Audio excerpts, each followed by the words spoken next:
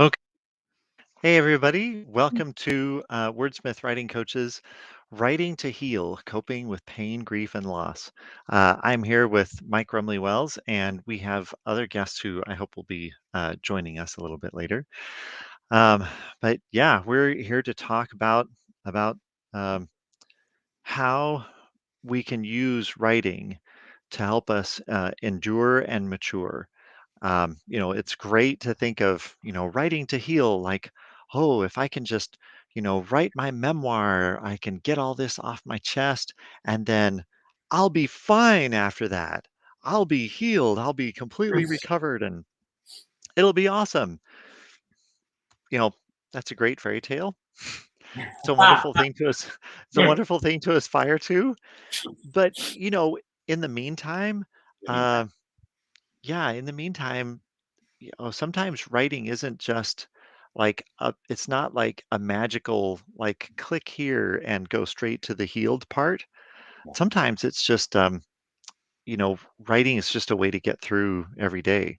yeah. And different people have had different experiences with that. So I wanted to talk to several different authors about your experiences with writing to heal and how you approach that and what it's been like for you. Just not just the sudden magical end result, but the whole process. So the first thing I wanted to say to Still waiting for everybody that out. sudden magical end result. Yeah, well, me too. So, um, so, uh, so for those of us who are, just joining us, uh, out there in live stream land, this is actually not the beginning of this conversation. No, It's the beginning of this live stream conversation, but there was an hour-long panel discussion at a conference called Genre La back in 2021, and that's where this conversation began.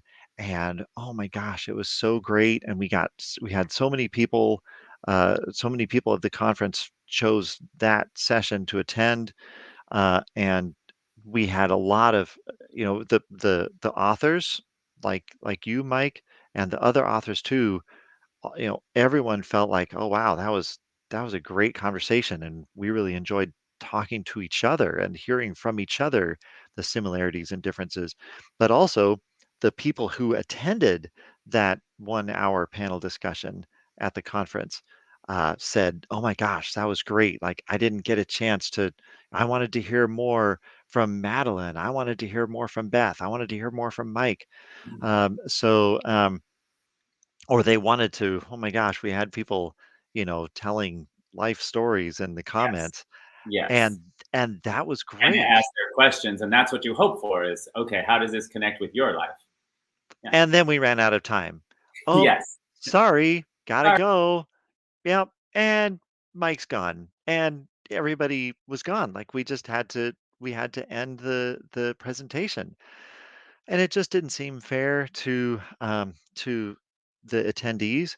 And honestly, it's not that it didn't seem fair to those of us who are participating, but we felt like, wow, this has been a great start to a conversation.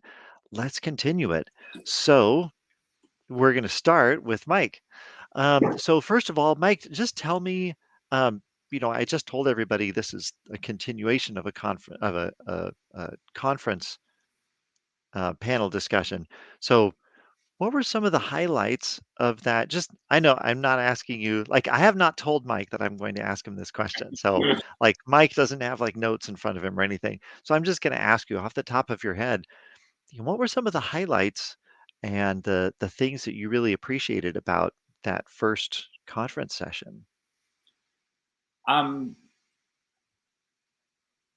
we've been through what I would call life-shattering grief, right? Death of a child. My Every father, person on that panel. Yeah. every person on that panel, right? And my father died, and 13 days later, our infant son died. So that's the micro of my story. So having other people, speaking from a perspective of also having survived that level of shattering, um, and then seeing the different ways that they kind of were able to bring that into their art and kind of speak that for others was really powerful for me. That's what I've tried to do. Mine is kind of a memoir slash solidarity with others who have gone through the death of a child, with grief that they didn't think, still maybe don't think they'll survive. Um, Morgan St. James, this is the one that sticks out for me, Nick. Morgan St. James immediately corrected, I think you, and said, "No, I'm still surviving it. I haven't survived the suicide of my son." This was Morgan's story. "I'm still surviving it. Every day I'm surviving it." And I just think that's such an insightful way to describe what other people often can't quite see into. Um, when your child dies, there isn't like a period of time and then you're okay. I describe it as it's losing an arm. It's not a wound that heals, it's a dismemberment. It's learning to function without your arm. You go on with life, and it's bizarre because other people can't see that this part of you is missing. But as Morgan described it, it is surviving every day, not okay, that's past, I'm out of that difficult time. um, Another great interchange was someone sharing about losing a spouse recently. Someone was asking a question, and a couple of the panelists were able to kind of enter into that with them. And that to me is why you write about grief, right? You write about grief, not as some, I really just enjoy showing the world my pain, but knowing that there are other people surviving and offering them, I can enter into this with you. I can, in a sense, carry this with you a little bit. Um, Yeah. and Or at least walk together with you so you're walk not going together, through it yeah, alone. walk together. And I mean, I'm a Jesus follower. I believe in some pretty mystical things. I think we can take one another's pain, at least in a moment, in an interaction, and carry that. And for me, when your child dies, you carry that pain constantly, right? It was really offensive when people would say, "Oh, I don't mean to bring it up," and I tell people I want to carry Isaac's picture, my late son's picture, and in every single conversation, if we're sitting at a table, I want to lay it down between us. If we're just talking while passing, I want to hold it. Okay, it's up. Yeah. You're never Yeah. bringing it up. He's up. Yeah. He is Yeah. always up. Yeah. And Yeah. so for people to be willing to enter in and walk with you in that pain, right? Rather than kind of have this idea of, oh, if we could just skirt around it, you know, if we could just talk Mm. happy talk, then that wouldn't bring it back up for you. Yeah. It's Oh, it just wouldn't occur to me. Yeah. right. That Yeah. had really slipped my mind. Yeah.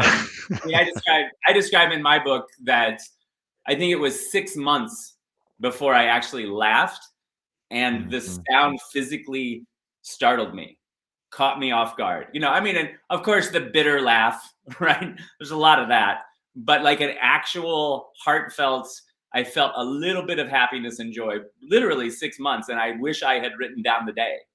Um, I mean, that's the kind of level of it's up all the time and it just consumes everything else. So Yeah. I don't know how Yeah. well I did it talking about the rest of the panelists, but No, again, no, it's I when you just wanted your impression. Yeah. dialogue with people who have been there, who have walked that, um, you know, everyone on the panel had the understanding of there are no right words, right? people want to know, oh, I just don't know the right thing to say. Well, that's because there is no right thing to say. That's why you don't know that. And the harder you try to say the right thing, right, the more clear it is that you're not actually trying to enter into this with me. No offense, Nick. Nick just mentioned an experience like that. So, None taken. Well, and I wasn't actually talking to you at that time, yeah, unfortunately. of I course. was talking to another friend of mine that I am not in a conversation like this with, and Yeah, we were at a funeral for a dear, dear loved one, and I just I just wanted my friend to know that I you know, I as much as I can empathize, as much as it is possible for a person who has not had that loss in my life. I, I've lost several family members, but my yeah, wife is fine, yeah. and Mhm. his wife had just passed away. And I just, you know, like I can imagine that pain, but I'm not walking through that pain, the Yeah, same pain that he's walking through right now. And so I just wanted to say, it's like I didn't wanna say something stupid to, "Oh, well, get well soon," or whatever right. dumb Or, thing, right? it's all in God's hands. Oh, god, no. I wouldn't say that. But, I know. I I hope know. I Giving hope an I example wouldn't say is that. a good thing one could say. So I couldn't think, so it's one of those things where how, like, they are funny memes that you see on Reddit or something where, someone wanted to say, uh, "No problem," or "Have a nice day," and what comes out is, "Have a nice problem," or something, like, Right. that's kind of what I think I remember saying, like, I don't even remember what I said, but I was like, you know, "Hey, man, like, I I feel for you.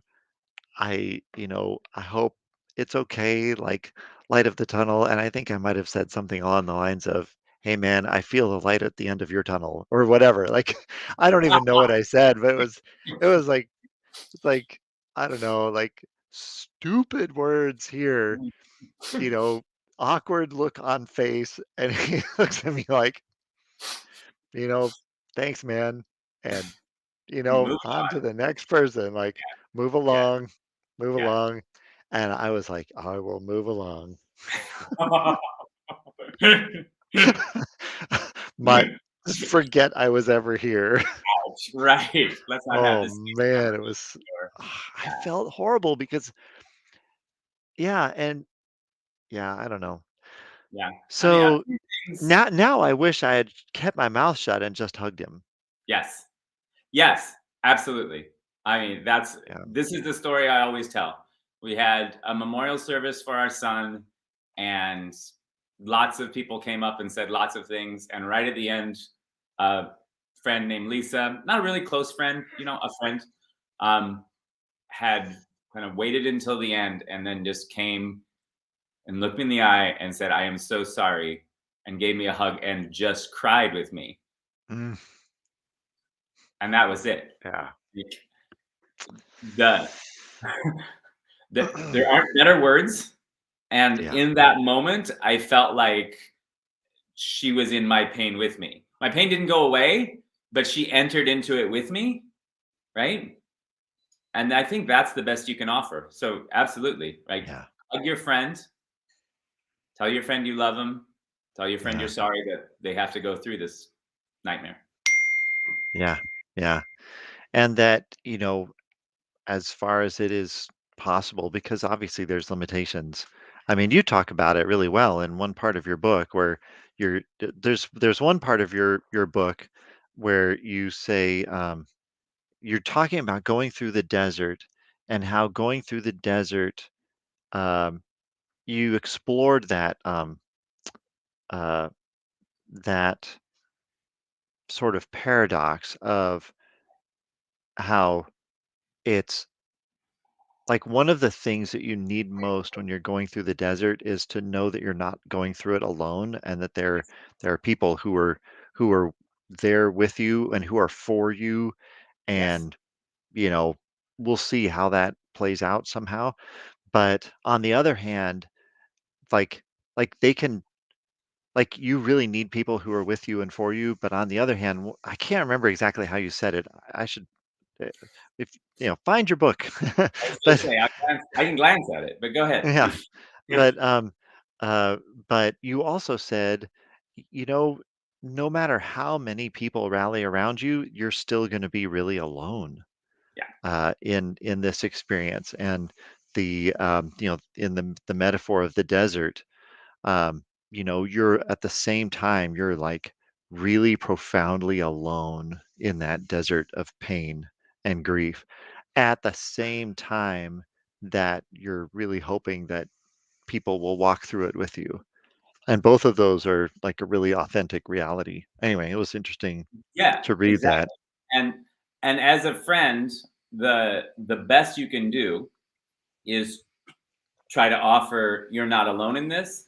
But as somebody in grief, when someone tries to fix it for you or says, "Are you doing better yet?" How or about now? How yeah, about exactly. now? Are you Are better you yet? over How about it? now? or but they're in a better place, right? Oh, Right? Instead of feeling less alone, you feel more alone, right? You feel isolated even with people. One of the things I say in the book is really for probably at least the first year, sitting in a cemetery was the only place where I didn't feel this dissonance between mm, my external and my internal reality, right? Because this is a place you can be, and no one's questioning why you're in the throes of grief, right? yeah. Everywhere else in the restaurant, how's it going, right? How much truth do you want? Exactly. You don't want to ask me that question. Another thing I will always explain to people is if I have to carry this pain all the time and it's too uncomfortable for you, my pain, to be in my presence, then that's fine. Go ahead and don't. Right? Because I Got really it. think that when people want to say things like, "Are you doing better? How's it going now?" You really know that God's with you, right? What they want is for you to make them less uncomfortable with your pain. And Interesting. that's rough, but the reality is I have to go through this and survive this and grieve and still love my children who are alive and still love my wife and still go on. And I can't also take care of you in your discomfort with my pain. So, Right. but I Yeah. just don't think most people have any like conscious awareness of I'm trying to get you to make me more comfortable in this, right? Right.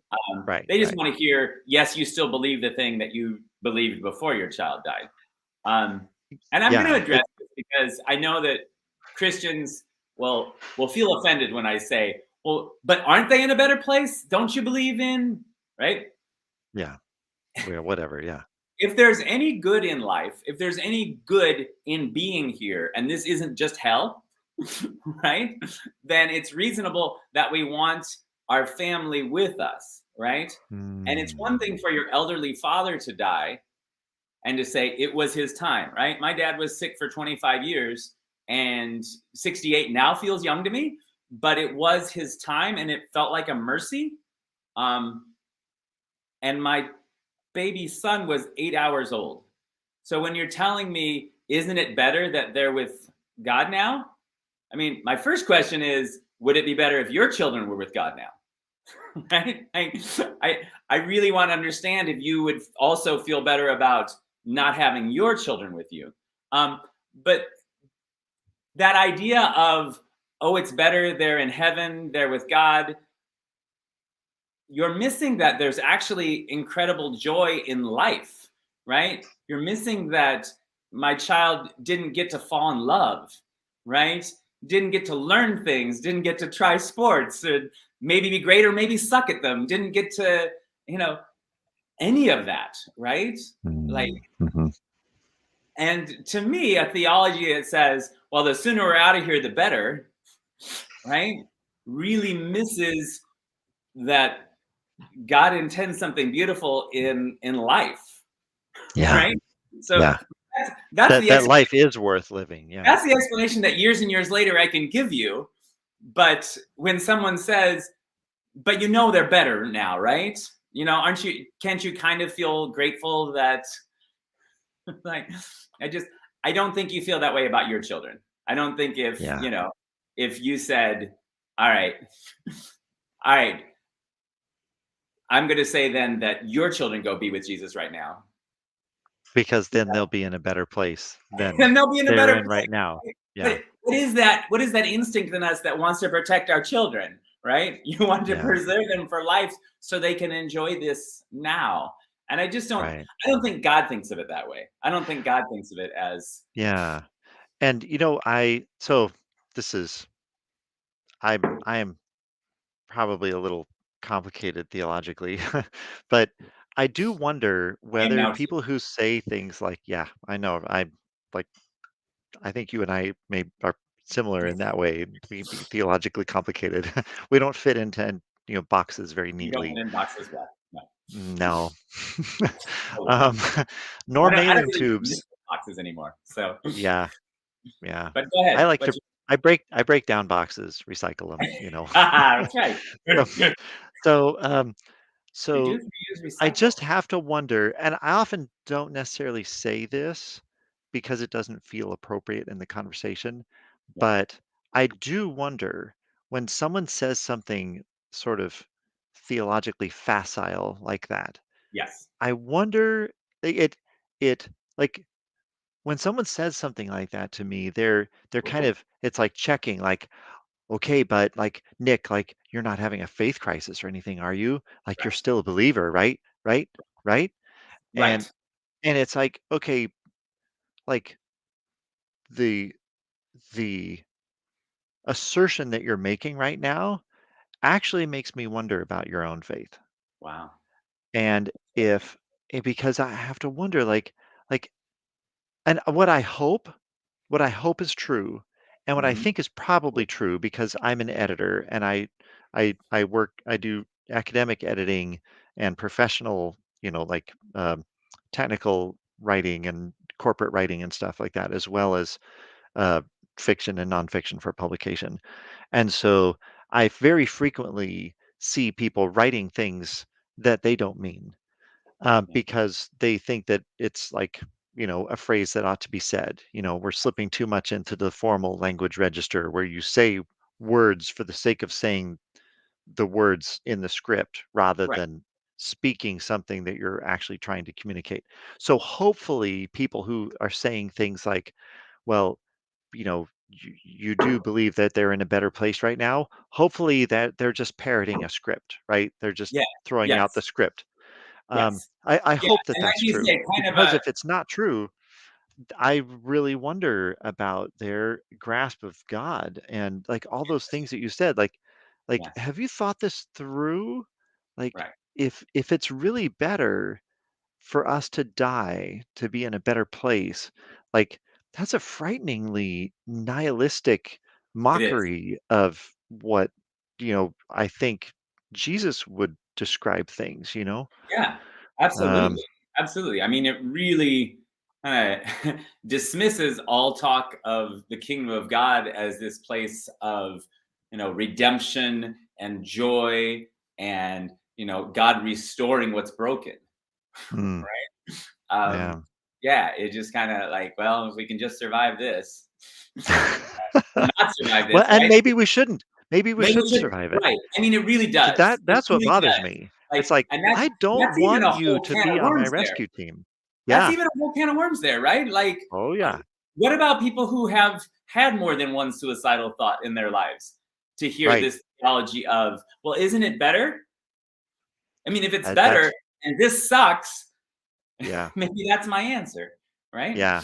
For Um, for a brief time in my life, I was actually a suicide crisis hotline, operator, and I mhm. would answer the phone, and I was trained to Yeah. answer the phone and take calls, and, you know, one of the, many little ironies of life is I don't know, how long did I work for them?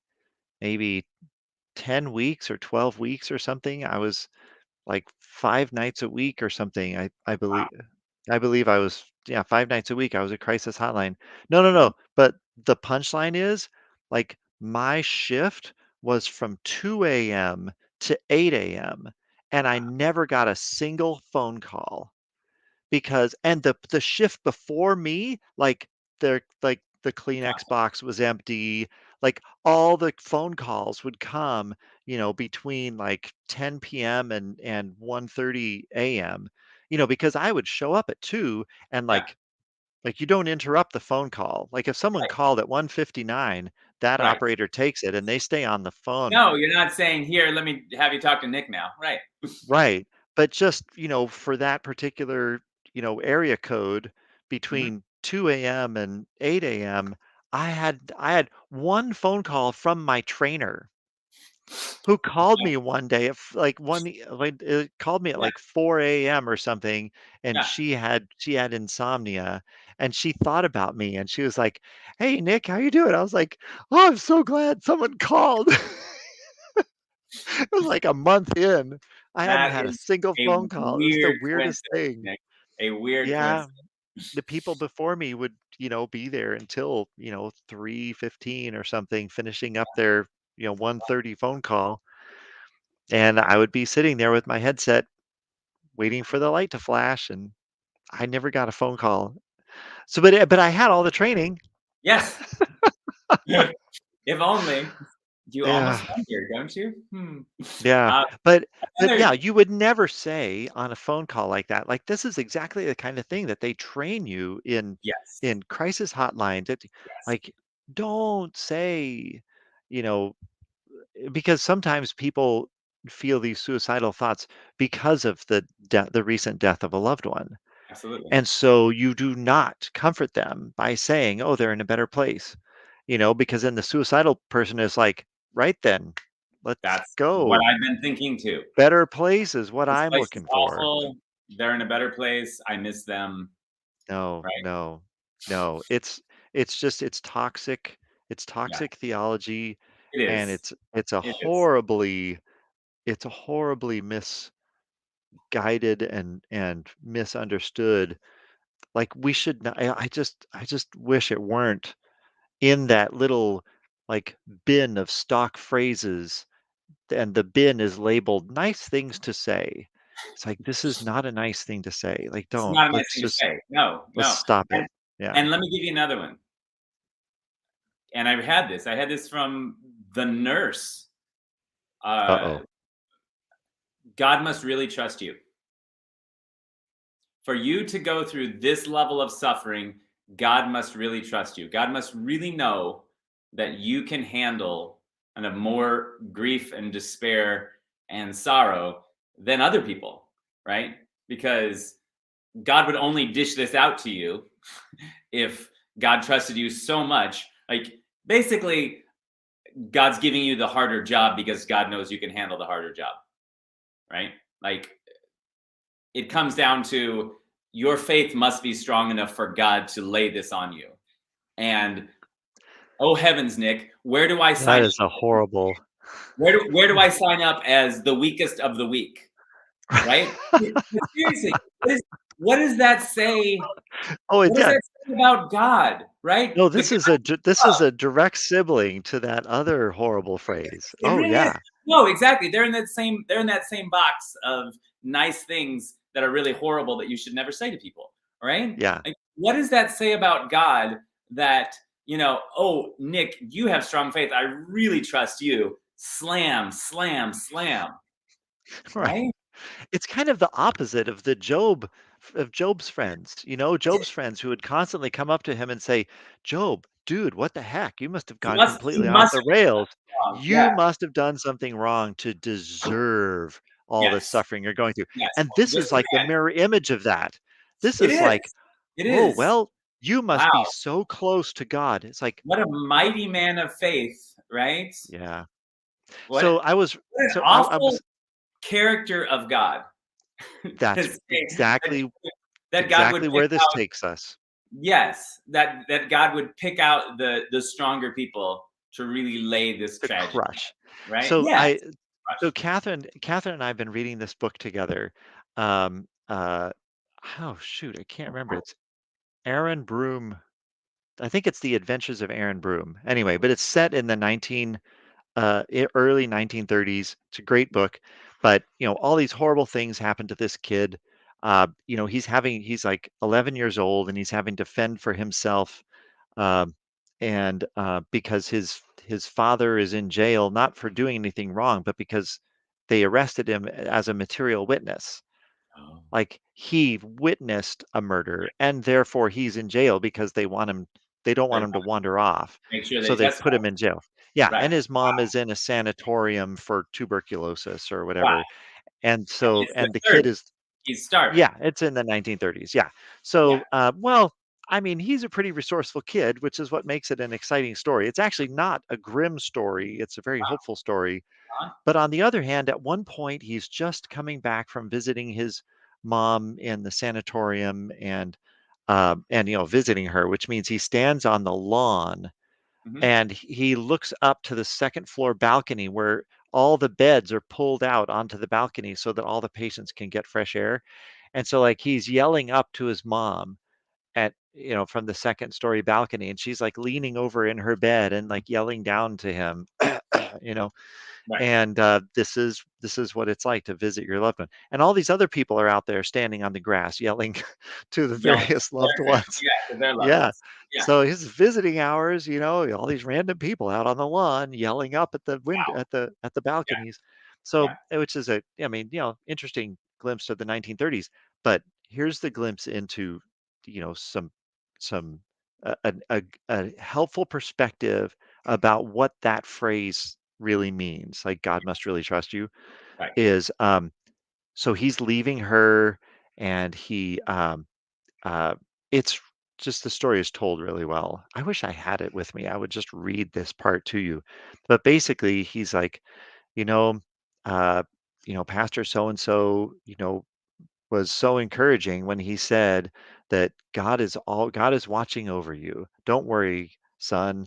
God is always watching over you. And he's like, well, you know, my my family car is like hidden in an alley under a pile of garbage so it won't be repossessed. My dad is in jail, my mom is in a sanatorium, I'm locked out of our apartment so I can't, get in there. And there are mice sleeping in the pile of tennis nets that I've been sleeping on, and so I can't sleep there anymore because they chew on my toes at night. I really wish that God would watch over someone else for a while. And I was like, Yes. Yes. "Ow, Yes. ouch." Right? If Could this God, could exactly. you look over someone else for a little while, please? Yes. No, Like, this is too much. absolutely, right?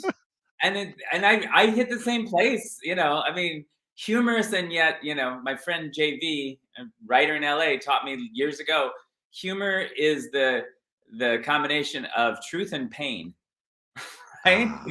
Yes. Right? And If it didn't have an element of truth, it wouldn't be funny. exactly. And there's something about the pain that, like, okay, this is a way to speak this pain that doesn't shatter you, right? But no, that's exactly it. And I had a crisis of faith, and and describe in my book. I really reached a point of, if this is what it looks like to follow you, I'm going to try not following you for a while, because I'm not seeing any benefit that I cry out for you to save my child's life and you don't, Yeah, right? And yeah, I don't see. And our story goes on, and we had our daughter Annalise, who almost died at 3 months, and just yeah. exactly. She wasn't meant to live. Could I you mean, the doctors yeah, told no, you exactly, she's not exactly. gonna live. Her prognosis was, we had two different doctors tell us that we should cut our losses as far as during. While she was still in utero. Yes, terminate the Cut your pregnancy, losses, terminate the cut your pregnancy, yeah. losses. There's no chance. And if she does survive to birth, then you will only maybe get a couple minutes with her. If she survives that, she'll never recognize you or feed herself or even probably roll over. Um, Mhm. this was the prognosis. Right now, my 22-year-old actually just recently moved out of our house to Iowa But that's City. where That's she's the living with her same friend. person. That's the same person, Yes, right? okay, good. Thank you. Just But of clarifying. course, yes, that's our miracle girl grown up. But during that part of the story, right? I'm telling you from this many years later. Oh, During that sure, right. part of the story, we thought we are going to win the reverse lottery twice, right? Like we're going to have another child die. Hmm, After we'd gone through all of the, are we even going to have the courage to try to go ahead and have another child, right? right. Um, yeah, the whole. So since we're in this, um, the paradigm instead is not, you know, God is micromanaging this, Right, doling right. out pain for some people, other people he's nicer to. I mean, it's Jesus is with us in our Mhm. pain. That's what I really believe. And Yeah. it took me, the title of my book is Grief, the Desert, and Survival Spirituality. And I described that for 3 years, I was in this spiritual desert simply trying to survive. Right. And when I talk about survival spirituality, I mean, you're trying to survive with your life and not just give up. And you're trying to survive with your soul, right? Come out on the other side of the desert with any form of the faith that you entered with, right? Um, Mhm. and that really was my experience, not the easy way, but that Jesus was with me in the pain. And that Jesus, when I told Jesus, I don't know if I can say this on here, when I told Jesus to fuck off, I guess I did say that on That's there. I guess okay. it can go There's back and no there's no FCC here. Go right ahead. they may edit that for the final. Um, But I mean, literally, right? Like this is my prayer to you right now, Jesus. Um, and I'm talking over a long period of time, over and over. I've got different indications, signs that Jesus wasn't going away just because I was telling him to. And in fact, I had a very good friend, John Ball, at one point say, you haven't stopped praying. You're just not saying nice things, right? Like you're still in relationship. You're just Yeah. not very happy in this conversation. Um, and he pointed out that that's what Job did, right? I mean, Yep. Job goes for 38 chapters Oh, very telling real. God, you know, I may as well be dead. Look what you've done to Yeah, me. And then there's these yeah, horrible Job friends, right? Also in my book, and Job's friends. Avoid those yes, people. Get rid of yeah, them. You don't need them to while you're also trying to survive the desert. The people who yeah, will, unhelpfully tell you that it's your fault and if only you had stronger faith, etc. Um, yeah, but in James, right, in the letter of James in the New Testament, James says about Job, look at Job's example of faithful perseverance. And I think I can be faithful like that. I can complain for yeah. 38 chapters. Yeah, let's do I it. can, shake my fist at the sky and demand why. And I never got an answer, Yeah, but the very being able to continue in that place until I came through, yeah, right? And still with this sense that God loves me. I mean, that's what I describe, right? It's not yeah, it's not a cheap and easy. There's no if only somebody had said the right words. Go ahead. right. So, yes, so speaking of which, we've had a lot of great, deep comments that have been coming in while we've been Oh, talking. good. I haven't wanted to like interrupt it so far, but I really want to get to some of these now. Um, but like really, I mean, here, let's show this one. So Kim puts into words, exactly what we're, moving into here for this next segment is how can we use writing to heal? And Question. um and so let's begin by talking about what was it like to write through your pain. Mhm. Now, so and to preface this, I'm about to hear from you, but I have helped a good number of writers write about really painful things, and it's interesting because Some people find it very difficult to put it into words. Um, like like for one particular client, I had to she dictated it to me. Wow. Like Yeah. she literally could not write. Like the best she could do is speak. And so Yeah. I literally sat at my keyboard and typed as she spoke. And we recorded it. We did an audio recording too, just in case I couldn't type fast enough. Yeah. So so yeah, we turned on the voice recorder and I sat down in front of a keyboard and started asking her questions. And we just like we literally typed it. And then once it was on the page, then she could interact with it. But she literally couldn't write it. Other people, it is hard for them to write, but the the it is how do I say this? It's not difficult for them to write about it. They can write and write and write, 200,000 words, no problem. But it is a painful process. Like it hurts to write it. Then other people that I've spoken with, that I've worked with, it's it is a beautifully cathartic relief to get it off their chests to write about it, and then they never want to look at it again. Like they do not want to edit it because it feels like going back into what they just got out of themselves. Yeah. So Yes. so Right. yeah. I mean, and as I told you, Nick, I wrote my book for a year and then had to stop. Like I was Mm, so immersed in it that I mean, and my version of this is I was not able to write this book until years and years after our loss. So some mhm. people, and I did some writing, right? But honestly, and I think I have one of those pieces in the book, that was all screaming. I mean, Mhm. when I look at that writing, it is all screaming nonstop. Right, right. Um, and that's just the reality, right? Some people are able to form it into poetry. So address I want to address Kim's question because it is the question, right? Like, how Mhm, can we use writing to heal? Right? There's two prongs to that question, right? mhm, How can we use writing to heal ourselves? How mm, can we use writing to heal others? Right? mhm. And we hope that they intersect, right? So for me, I wrote the book because I had promised myself that when I got to a point, see, I'm going to lose it out too. I promised myself that when I got to a point that where I could offer what I had survived, I would offer that to help others survive. Mhm. Literally, that was the thing, right? That Yeah. everyone's grief is unique. And I will always say, I'm not saying that I know how you feel, I know how this feels. Mm. I know how this feels.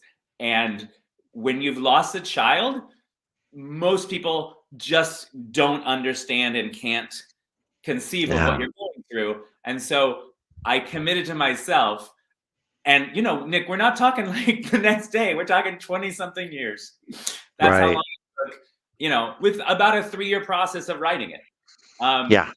so for me, writing to heal was first, I am writing to offer this healing that I have experienced to others, right? If there's Right. any way that this is, there's no map to the desert, but if there's any there is another side, and I do believe you'll live through this. That's why I say it's both a memoir and a kind of an offer of solidarity.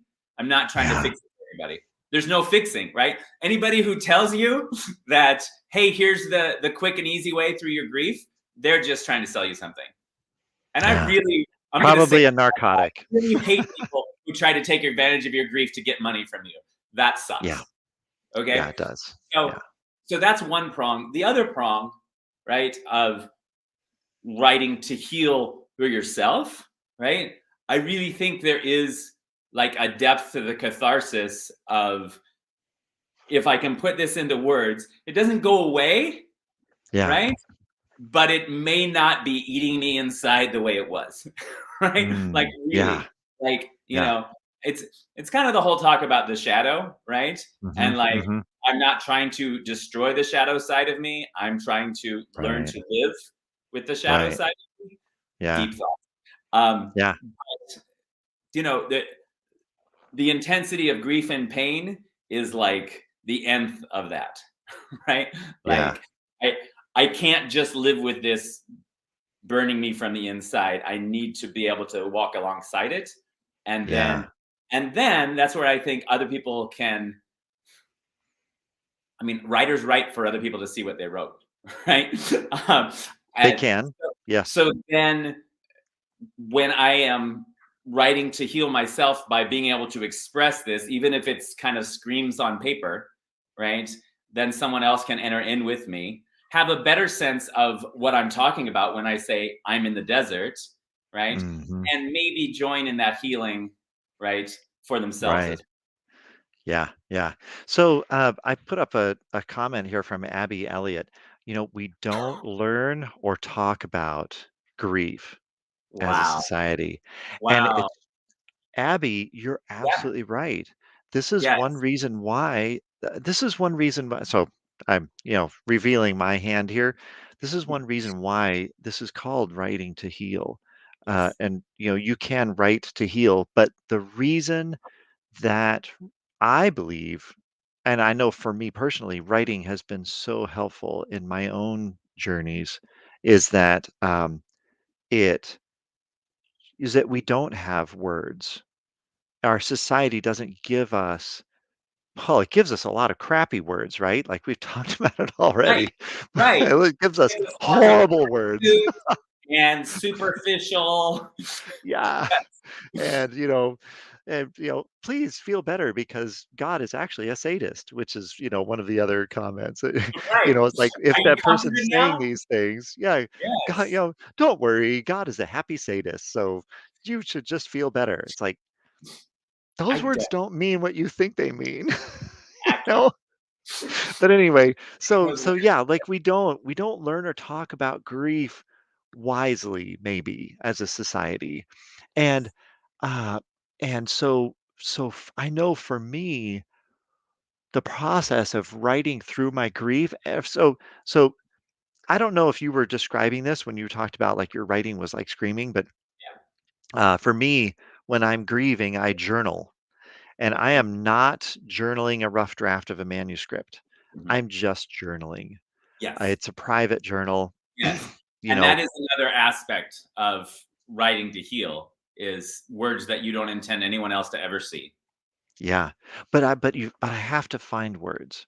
Mhm. It's really important for me to put the feelings and the experiences and the the thoughts and the see, I'm trying to do it like right now. Like even right now on this podcast, Absolutely. there is a relationship Uh-huh. between a horrible experience and the way that I think about a horrible experience Yeah. that has to be negotiated somehow. This is almost like a logical thing, but it's a deeply personal and emotional thing.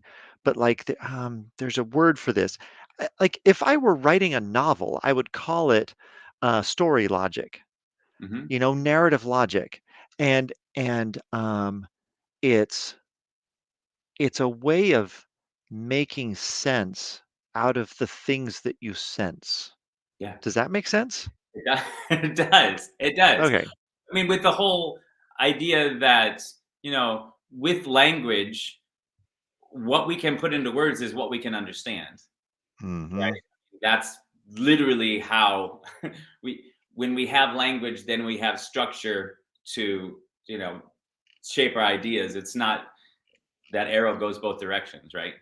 We Hmm. learn language and language teaches us what we know. Um, but yeah, no, that absolutely makes sense to me. And I do think I journal a ton. I have boxes and Oh, boxes okay. of journals. And my wife occasionally asks Interesting. me, "So, what are we doing with those boxes and boxes of journals?" um, and every writer is like, "Well, when I'm famous and dead, then they can look at them, right?" Yes. Can I just stop you right there? I actually have a different answer, Okay. because my wife is very practical. She's also very caring, very Yes, she loving, is. I know wonderful Catherine. person. I know Nick's wife, and she is fantastic and very Thank practical. you. And so is mine. Very practical. Yes. So I've had that question too. Like, what are we going to do with all these journals? It's like shelves of them, right? Mhm. And I say, well, what would you like to do with my soul? Wow. because Wow. that's it there because there it is. And, Yeah. this is something Right. that, Poured it out. someone said earlier, yeah, it's, Kim said this earlier. One of the reasons we write is because our words will outlive us. It's a form of immortality. And Yes. so this is true to a certain extent about my journals, but it's my soul. Like you don't bare your soul to anybody. Yeah. But, if I were to be killed in a tragic car accident tomorrow, um, and anybody wanted to know any deep interior, you know, deeply personal thing about what makes Nick tick, Mhm. the only place to find that is in my journals. Wow. So, how complete do you want the record of my soul? And just throw away the ones that don't matter. And so, Wow. my wife didn't throw any of them away, which I appreciate. That's a good answer. So, That's a very good yeah, answer. I want to go that's back to my Abby. answer. I want to go back to Abby's point for a second too, Sure. uh, that we don't learn or talk about grief as a Yeah, I can society. put that back up again Um, just as a reference. I mean, I think we're strangely, you know, pain aversion, right? Like we Mhm. avoid that, and we're kind of an unhealthy culture in terms of this denial of death that we have, right? And the Mhm. worship of youth, and once people get too old and don't, we tuck them away. Um, We you don't know, wanna li- see them or hear them. We don't wanna hear their living in craziness. Nicaragua, we lived in Nicaragua for 7 years, right? Oh, And yeah, that's that right. is much more the extended family of four generations living in the same house, sometimes the same tiny house. Um, Nicaraguans living in poverty, when someone dies, you have the vela, right? The wake that night with the body there. Usually, you got a bunch of ice. It's laid in the I hope room. so. Yeah. Exactly. No, exactly. I mean, it's a tropical country, right? It's laid in the room, right? All the neighbors are there. It goes on all night long. Um, you come for as long as you want to. You sit with them. You drink coffee. It's a little bit like the Jewish sitting. The word is escaping me. You sit I Shiva. don't know. I don't know. Somebody help I us mean, with that. in You sit yeah. Shiva, I right? mean, in South Los Angeles, in the Black community, it's awake, Yes, which is kind of an and odd word, but there you go. but there you go. But right, there's nothing disguised here, right? I mean, not even to the level of you had some cosmetician come and right. I mean, this is the body of the person that 3 hours ago was Mm. alive, laying in your biggest room. By the way, the Jewish thing that you're talking about is called a shiva. Yes, sitting Shiva. See, go back There we ahead. go. Mike still thinks that he's taking the SAT in his life. No, no, So someone posted a comment and gave me the word. I didn't know. hey, um, Thank you, Kim. thank you. Um, okay, so I'm contrasting that, right, to our culture that just kind of wants to make it go away as quickly as we can. Um, and I think we lose something, right, in that we're not willing to look at that, but also it alienates us from those who are suffering, right? Because it's like Yeah, now I have no language to speak to you, right? As, yeah, as Abby said, you know, now I've never been taught how to grieve alongside you, right? yeah.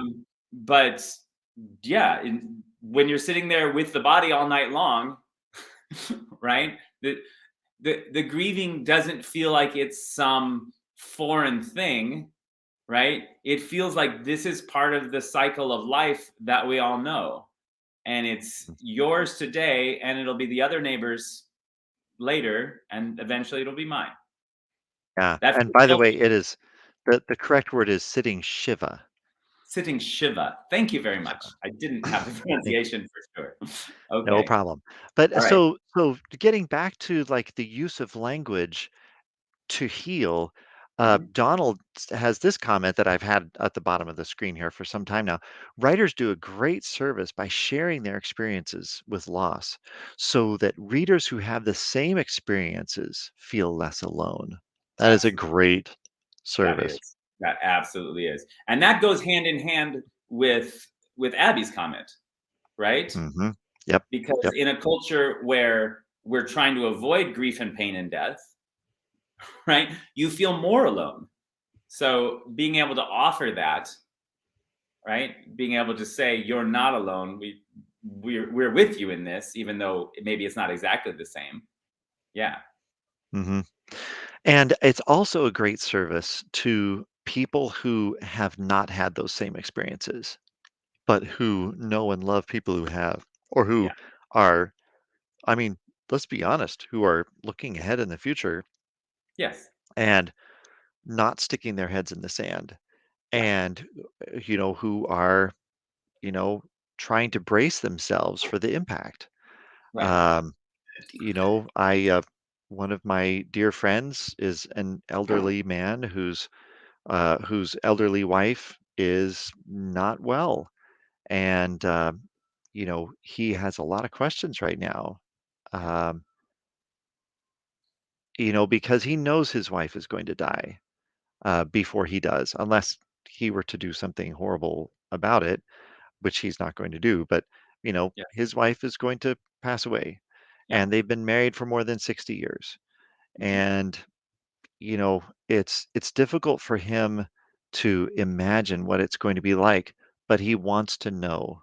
He wants to at least have some inkling ahead of time, and he wants to read about uh, how someone else suffered that loss that he's looking at, Yes. and how did it not crush them?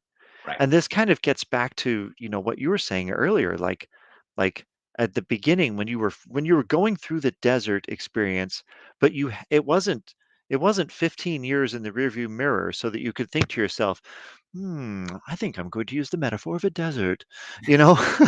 Like you're just in it Yes. and just trying not to be crushed by Yeah. the weight of the pain and everything. And like there's a way that our act of writing can help us through that. Yes. Um, and there's also the fact that reading the writing of others, the sensitive and wise writings of others, Yeah. can also help us through those Yes. times. Absolutely. So, Absolutely. yeah, thanks, Don. When when that's such a great. Yeah. Thank you, Donald. When Isaac died, kind of after I got through the initial shock of grief, that's what I wanted to do was read other people's experiences of losing a child, having a child die, surviving Mhm. that, kind of ways in which they felt they didn't survive that, or, as we said about Morgan, still surviving that, the understanding of I haven't survived the death of my son. I am surviving it every day. Uh, Right, right. that that helped It's me in not the a past participle. it's not right. Sorry, Kind of editor this talk. this distance, put it behind you, right? Yeah, Absolutely not. yeah. So that helped me a ton. There's a novel called Blood of the Lamb um, that I have offered to several people to read, and no one whose child hasn't died has finished it. They always come back and say, "Oh, I couldn't." Like, Interesting. that's sort of a small example of not wanting to be in the pain that I'm in, right? I know it's a Right, difficult novel right. because it's But about but you didn't have any trouble finishing it after I needed Isaac's it. death. I You needed it. needed it. I needed it. Okay. That's what Donald is saying, right? Like, Yeah, not only did I not have difficulty finishing that book, but I am so grateful you that needed that that book. author wrote that book. Wow. Yeah. Okay. So what was the Well, next? You had here's another question? another thing. Yeah, well, no, this is Arnie Cantarero's contribution here, and it's absolutely valid. And I really wish that hold on, let me check my messages.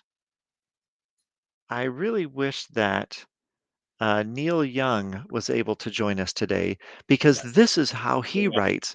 Mhm. I'm not going to tell his story. I'm going to, he'll come next time. Mhm. Um, but I'm not going to tell a story. I almost tried to, but I'm not going to. But Neil also is in a similar position that you're describing, where every day he wakes up and he has a certain burden that he has to carry every day. And it just gets old. And so he writes science fiction stories. He doesn't write memoirs, he doesn't write poetry or spoken words or scream for 30 minutes into the mic or whatever, cathartic thing gets him. You know, for him, it's not so much a matter of catharsis as often as it is a matter of relief and escape.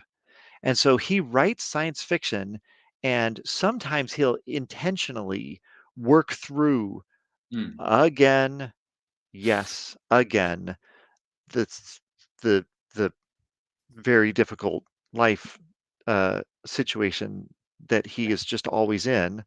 Um, um, well, I mean, I can say, I mean, he's very public with this. He struggles with mental illness, and um, and so so he explores that in his fiction, through fictional characters, none of whom are him except in, you know, like certain exaggerated ways, and sometimes he's not even uh, trying to work out his issues in his fiction. He's just writing science fiction. He likes the idea of, I want to write the story that I wish that someone else had written so I could read it. I want Oh, to write those stories. And yes. so he writes science fiction. He's an award-winning science fiction author, and his characterization is good, which is why he's award-winning. Is he explores some deep human things very effectively in his fiction. This is one of the things that's won those awards. Um, but being a science fiction author, every science fiction author I know is also a passionate science fiction reader, Mhm. and, like Arnie is saying here, I reading fiction sometimes is just a beautiful escape. He says, I can escape into my own world when I write. It's a way to get away from it all and be my best or worst self, whatever he wants to explore. But also, I can escape into other people's fiction, and this is why, like, um, there were certain times when I was grieving, the loss of my mom and some other things. Yeah, some other things in my life that were very difficult. And like there was a time when I needed to journal about it. And then there was a time when I needed to talk to people about it, or I wanted to read what someone else had written about it. But then there's also times when I'm like, I'm just tired of it. Like, Yeah. can we change the channel in my brain?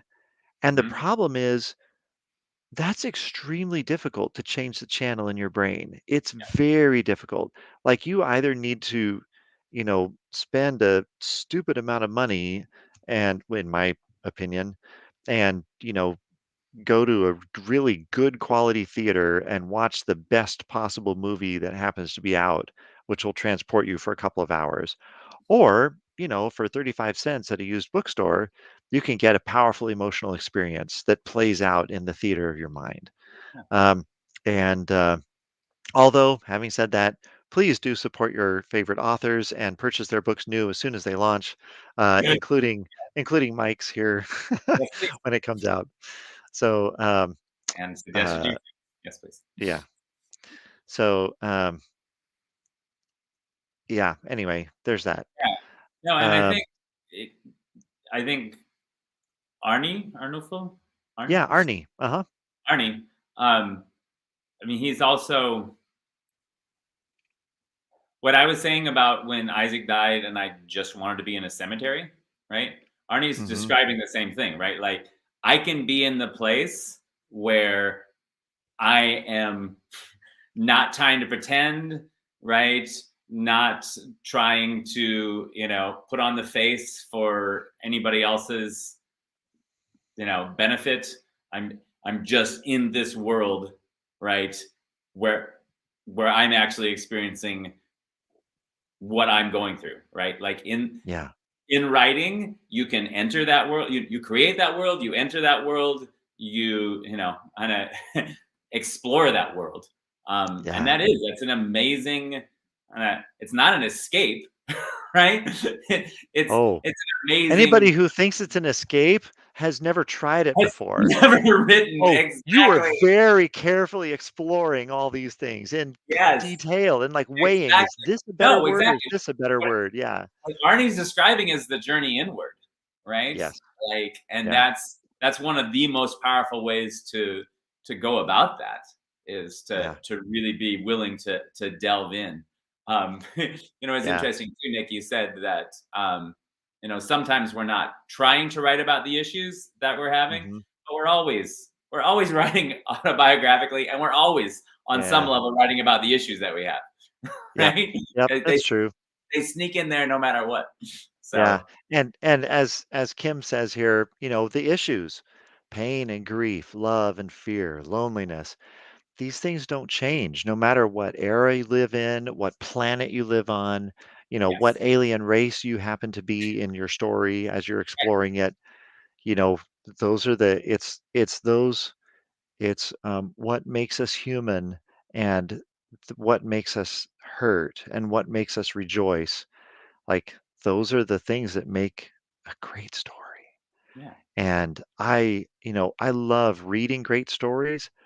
I want to live a great story. I want my life to tell a great story somehow, you know? Um, well, it's 3 o'clock. This is around the time when I was hoping that um, another guest would join us, but I do not see her here. Oh, I'm so glad I haven't just been accidentally ignoring her this whole time. So, that was bad. um, yeah, and then here's another comment from Kim. Whether you're in the past or the future, the emotions are the same. Yeah, absolutely. Yeah, So I want to take some more interaction from our the people in the comments. So those of you who are talking, um, fire yeah, away. let's yeah go fire away. So Those of you who are Mike, watching but just sort of lurking in the background, jump in with a question or a comment. yes, please do. So I'm going to make Mike vanish for a moment here, and just take some of your comments. Whoops, I made them all disappear. Oh, here they are. Ah, the adventures of live stream. Um, so yeah, please drop your comments in here. And um, I may, um, if someone would like to join the live stream, um, send me your here. You know what? Let's do it this way because I want to keep this as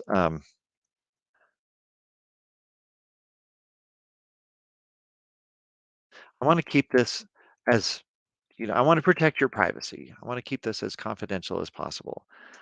So here's my email address.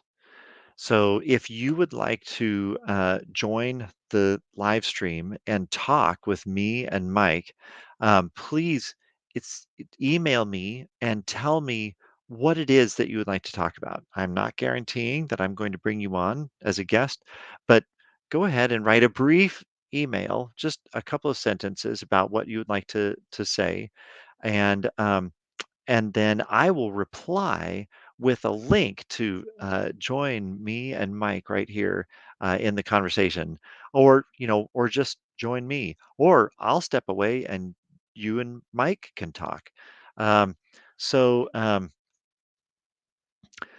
yeah, and meanwhile, I'll field some questions too. Like, here's a good one from Donald Campbell. I think people are often afraid to write about grief and loss. Absolutely. Because they fear losing themselves in it. What advice do you have about this fear and writing? Oh boy, this is a great question. Um, it's funny that you should say this because, you know, Mike and I were just talking about how, people think that if you write about something, you're like getting it off your chest and like, I mean, and you can, there is a sense in which you get it off your chest and like get it out away from yourself. I've known people who find the first draft very cathartic and very easy to write. Okay, I know one person like that, but I'm sure there are others. But for me, and obviously for Mike, it took him more than 15 years before he was able to sit down and begin writing a book about the loss of his father and his son in rapid succession. Um, um, so Don's question is that people are often afraid to write it because they fear losing themselves in it. So, what advice do you have about this fear and writing? I'm not sure I have general advice, but I do have some questions. For example, um, what is it that you're afraid is going to consume you and entangle you? If you're afraid of, I'm speaking to everybody out there who identifies with this question. Um, um, if you're afraid that you might lose yourself somehow in writing about this deeply, just soul crushing pain, um, what part of yourself is being threatened? And this is an important question. There's no right or wrong answer here. And I'm not asking this question to defuse the fear at all, but just to understand it better. Um, it's not one of those trick questions where it's like, well, what do you have to fear? And the suggested, the implied answer is nothing. Oh no, it absolutely you could get sucked under in some way, but it's very helpful to think a little bit meta about that and ask yourself, well, what is it that could be sucking me in, and what part of me um, does it have the most traction with? So so it helps to understand yourself even on a meta level, even if you're not able if you're so afraid to write about this grief and this loss that you're facing, it helps to, you know, you think about writing about that grief and loss, and instead of writing about it, write about your fear about facing that grief and loss. Make it a little bit more meta. And if you can't write about that, write about the fact that you have real difficulty writing about the fear that you have about writing about this grief and loss that you've experienced. You see what I'm saying? The more with each step, you'll get further away from the fear. You get further away from the soul crushing thing that's going to suck you in and destroy you as a person. Okay. So the other thing I would suggest is that um,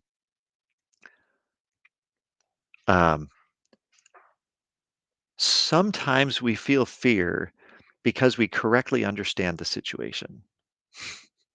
In that case, it's a good idea to listen to your fear. Don't necessarily obey your fear. As a matter of fact, sometimes the fact that you um, fear something is a very good reason to go straight headlong into it full speed, depending on what it is that you're afraid of and why you fear it, right? Um, but at the same time, many of our fears are based on lies that we tell ourselves or lies that the fear tells us. For example, um, there's a fear that if you write about something, it forces you to choose very specific words to describe it. And the way that Anne Dougherty uh, explains it is that when you choose those specific words to describe it and you write about it, it feels like you're making it real, more real than that wound was when it was hidden. And so this is a perfect example of a way that fear can lie to us, because that wound is already real. The wound is very real. And um, looking at it carefully, inspecting that wound, being your own soul's surgeon, so to speak, um, is sometimes the only way that you can treat that wound. And even if it's an amputation, like Mike was talking about, um, you've got to treat that stump so that you don't bleed out. And then another truth, um, another lie is that, if I allow myself to think about this horrible thing, it's going to destroy me as a person. Well, what's probably going to happen is that it will make you deeply uncomfortable as a person. It will make you very sad as a person. It will make you feel horrible feelings as a person. Um, but it won't necessarily destroy you. Um, but this is another reason why, when we're writing to heal, maybe we shouldn't be writing alone. So anyway, I have our guest Erica Ruiz with us, so I'm going to bring her in. So Erica Ruiz, well, here I'll bring her in and then I'll introduce you. Yay! Hi, Erica. Uh-oh, I think you're. Are you? Let me unmute your mic. Okay, you're going to have to unmute your mic. Sorry. Okay, there I There we am. go. Yay. So Erica Ruiz is an author of children's books. I know you've written books for grown-ups too, but you're most famous for writing children's books, and especially you've written children's books that 99.99999% of all the world's children's authors will not touch with a 10-foot pole. Either that, or because they just don't even understand the experiences that some children have gone through. Um, they can't write about the things that you have written about for children, and yet parents love your books.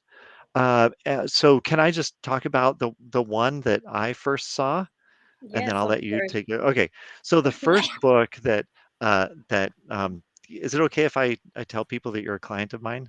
Of course. Okay, I just did. Sorry. Anyway, so I have edited some of Erica's books, and the first manuscript that she sent me to edit was titled. Oh wow, there's banging going on behind you.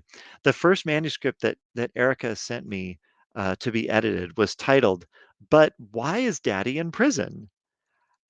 And I thought, oh, I don't know why Daddy's in prison. This is going to be like, why are we talking about this with 4 and 5 year olds? Okay, this is gonna be interesting, and it was. It was a very interesting read. I found it emotionally moving, and of course, it was written very simply for 4 and 5 year olds, and it was mostly told with the illustrations. I'm glad you found a good illustrator for it, but, holy cow. And then you kept sending me more and more books like that. I was like, "Oh my gosh," like, there's probably like, how many kids out there are there that need to read these books? And then I realized, holy cow, like she's in her second printing. She's in her third printing. But I guess there are a lot of kids out there that need to read these books. And no one else is talking about this kind of pain. So tell me a little bit. I mean, I haven't really done a very good job of introducing you. So go ahead and tell everybody whatever you want people to know about you. And then tell us a little bit more about how your writing has helped people get through pain and how you've written through, I don't know, how pain and your writing have gone together. I'm going to stop talking and Great. let you talk. Go ahead, Okay. Erica. Okay, first of all, thank you, Nicholas, for having me here. And it's a pleasure for me to be here. And definitely, yes, my name is Erica Ruiz, and I've published several books now. I believe I have 13 children's books, and I have one that I wrote about my teenage years and how my overdose experience changed my life. So that one ended up being more for teens. But yeah, definitely. I mean, it's a lot to share. So as an educator and a daycare owner and a teacher, working with families and children for over more than 20 years now, I've met so many families with different backgrounds. They came from different ethnicities and, different belief systems. So a lot of times I would get the parents asking me, questions like, hey, Miss Erica, how do I talk to my child about this topic? Or how do I bring up this topic to her because I don't even know how to introduce it? So I found myself telling these parents to go to the library, pick out a special book that they can start reading to them at night or whenever they were alone. And that'll pretty much give the explanation for them and get the conversation going, and them talking about it obviously creates a stronger bond between the child and the parent. So then after a while of being asked these questions, I said, hey, wait a minute, like I should write a topic, like I should write my own book about this Yeah. topic. And I was like, why didn't I think about that? And actually, yes, one of my the very first one was the but why is daddy in prison? So again, I've met many families, and then when I was working as a substitute teacher over in the East Side area and the Compton side area, of course, I met a lot more family members, children that were going through this, and there was no book to be found on this topic anywhere. There So really aren't any. they're not, and I I was like, I where? remember trying to find comparables for you. I was like, "Well, hey, Erica, let's find some comparables." I could Right. I couldn't find any either, and I work in this industry. Right, right. Yeah, And I couldn't find anything that'll make, that even I can put together. It just wasn't there. It's not in the LAUSD system. It's not in daycare settings. It's it's nowhere that I've seen a book like that and say, "Hey, wow, like this is a book like it's very realistic on." And again, these are real life challenges that children face, and I guess based on my experience, we tend to forget the children. It's still a yeah. trauma to the adults. Yes, it is, but I feel like the kids are always left behind. Like, what are they going through? What are they feeling? And I don't think it's very rare when it's even being questioned to Mhm. them on what they're going through. How are they feeling about this situation? So, Honestly, when I read that book, the very first book you sent me, I mean, after that, my eyes were open, and you sent me other books about, why is mommy in mhm, jail, and the other books. I was like, okay, got it. My eyes are open. I can see. Oh, here's another facet. Here's another facet that Erica is exploring. That's great. But that first one, like, I remember, like, reading it, and then like I had to like lean back for a second and go, you know, why has it never occurred to me that that these young that people who go to jail could be parents, and parents of young children, and parents of young children, and their children are not like 3, 4, 5, 6 year old kids. Like, they don't have, like, if it's a teenager, maybe the teenager is like, oh yeah, dad is doing some bad stuff, and, mhm, oh, man, the cops have come, and, like, they have they're mature enough, they have, like, a sociological framework, they've been watching TV, and they're like, "Oh, dang, my dad is, like, the bad guy on TV," or whatever, right, or whatever it is. Or maybe it's the other way around, it's like, "Oh, my dad is, unjustly," it's a, "Don't make my mom into Sandra Bland," which is a right, valid concern, right? So, but when a kid is at least 11 years old, they, you know, they have some traction, mental traction. They have handholds. They have cultural stories that they've already mhm, heard. They have a mental framework it fits into. But holy cow, what about the 3, 4, 5, 6 year olds? And they don't know. And like, well, where's dad? Oh, well, daddy's in prison. And of course, the next question is, but why is daddy in prison? And what is prison? Like, they don't know any of these things. And so how right, awesome to have a children's book to just, without making any assumptions and without making any judgments, just lay mhm, out some of these things for them and give these young children some kind of a framework to just to even like just to have, well, like we've been saying, like, having the words to think about the feelings that you're feeling can make the feelings less terrifying. and having the words to think about and the words to express the feelings that you're feeling make it possible, even for young children, to express themselves with words rather than expressing themselves with a crayon on the wall or a Right. hammer, taking a hammer to the furniture or, Right. whatever. And anyway, I'm babbling, Right. but I'm babbling about all Thank the you. like the insights that you have helped me find. Yes. Do Yes. you mind? Very true. I'm going to bring Mike into this conversation too. Oh, look, we're all super skinny. Oh, I'm gonna hey. switch us around Hi, like Erica. Okay. this. Hello. And Hi, Mike. There we Mike. go. I literally I'm gonna. just went and bought uh But Why Is Daddy in Prison?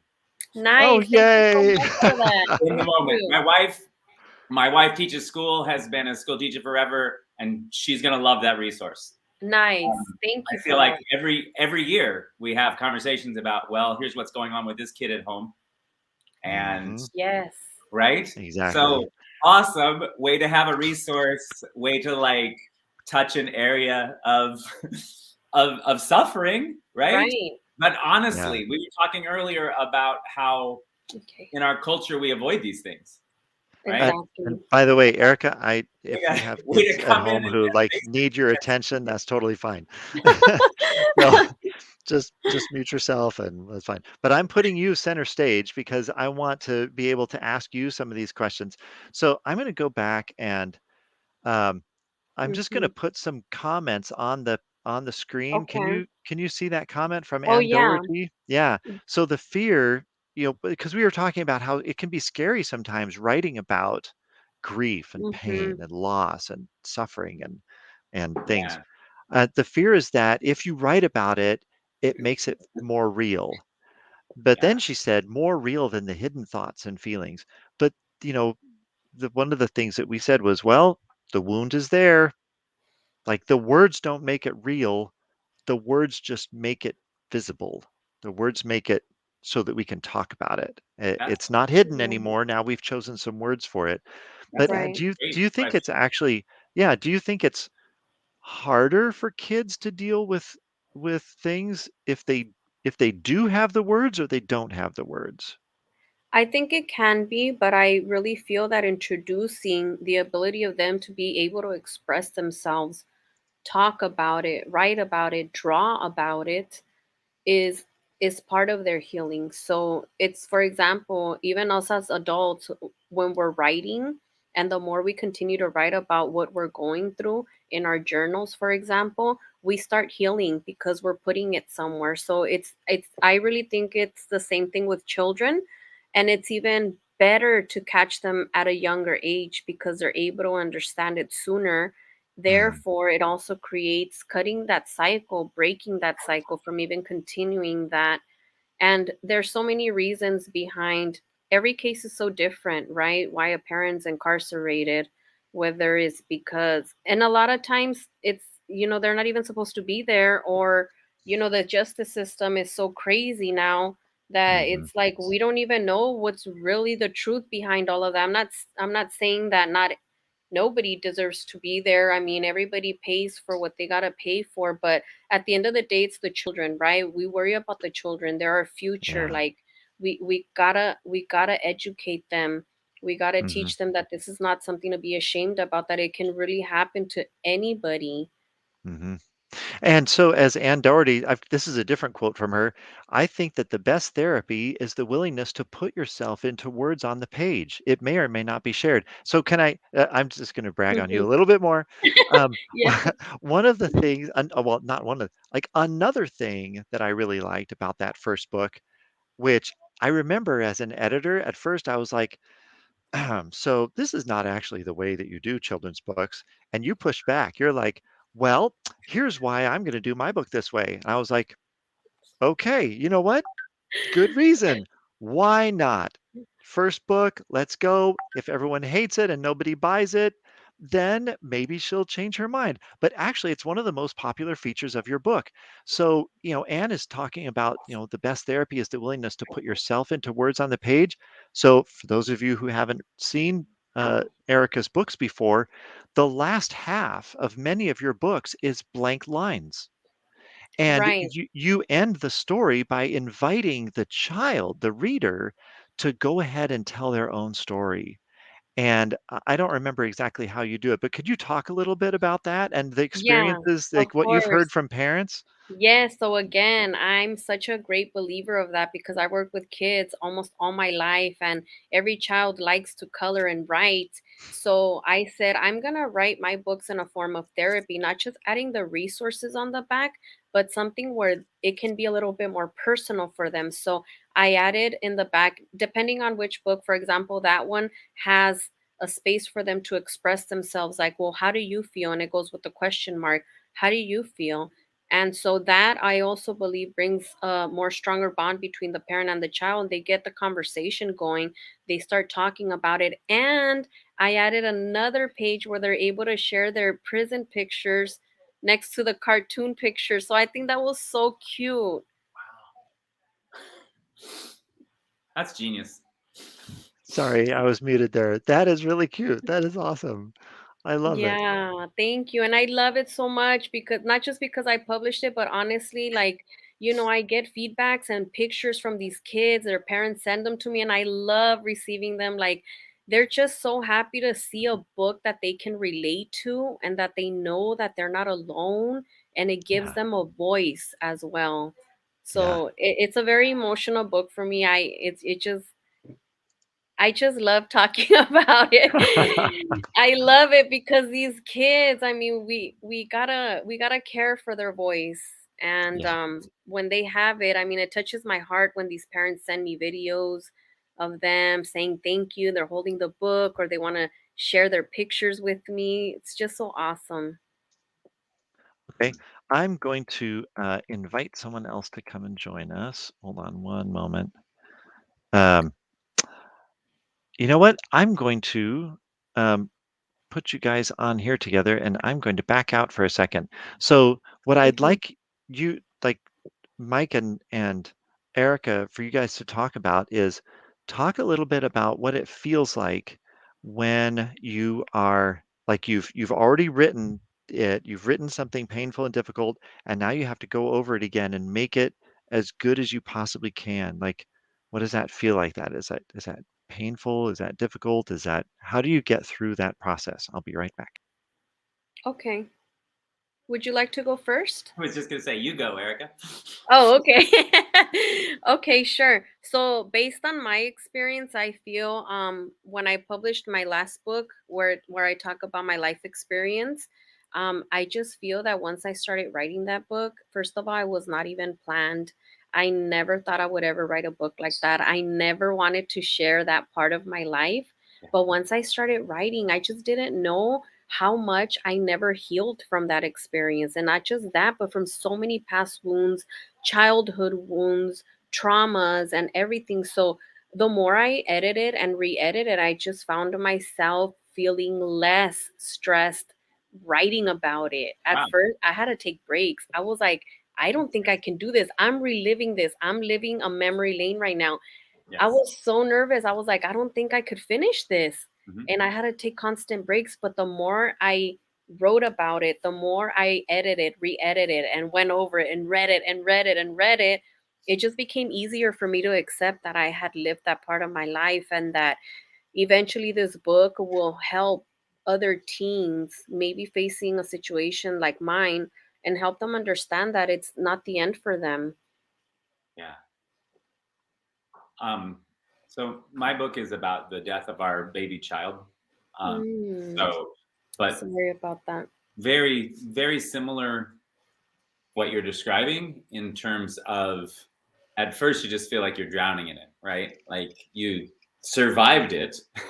Right. Now to come back into it is like, oh my gosh, and I've told Nick, like, it absolutely feels like you're reliving it because the only way to write it is from inside, right? Exactly, Yeah. exactly. So, and my metaphor is that coming through grief is like getting through the desert, right?